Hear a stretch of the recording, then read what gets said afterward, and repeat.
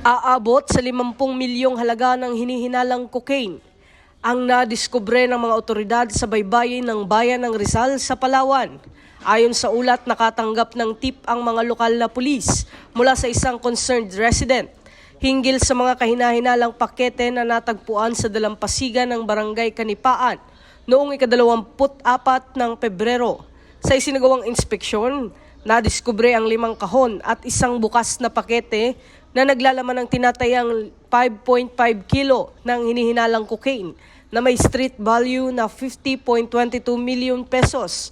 Ayon kay Chief PNP Police General Jose Melencio Nartates Jr., patunay ang pagkakadiskubre ng kontrabando sa patuloy na pinaigting na pagbabantay laban sa pagpasok na iligal na droga sa mga maritime borders ng bansa. Patuloy naman ang investigasyon ng pulisya upang matukoy ang pinagmulan at ang posibleng tatanggap ng naturang iligal na kargamento. Ito ang bagong PNP para sa bagong Pilipinas, serbisyong mabilis, tapat at nararamdaman.